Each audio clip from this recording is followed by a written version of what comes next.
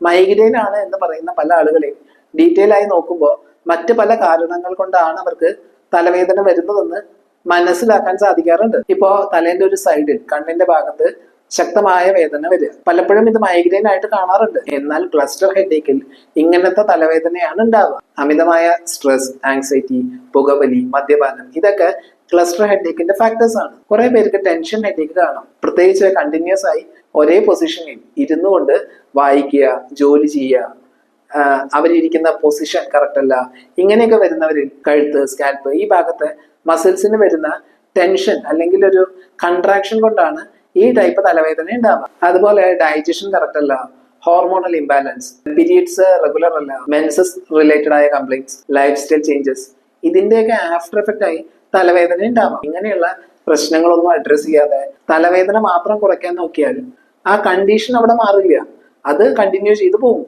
ഇപ്പോ ഹോമിയോപ്പതിയില് മൈഗ്രെയിൻ ആണ് എന്ന് പറയുമ്പോഴും അവർക്ക് മറ്റെന്തെങ്കിലും ബുദ്ധിമുട്ടുണ്ടോ, അത് മൈഗ്രെയിനുമായി റിലേറ്റ് ചെയ്ത് വരുന്നുണ്ടോ എന്ന് നോക്കിയിട്ടാണ് ഓരോ ആളുകൾക്കും വേണ്ട മെഡിസിൻസും ജീവിതശൈലിയിലും ആഹാരത്തിലും വേണ്ട മാറ്റങ്ങളും എക്സസൈസും ഒക്കെ അഡ്വൈസ് ചെയ്യുക. ഇങ്ങനെ ഒരു ഹോളിസ്റ്റിക് ട്രീറ്റ്മെന്റ് എടുക്കുകയാണെങ്കിൽ മൈഗ്രെയിൻ ഒഴിവാക്കാൻ പറ്റും.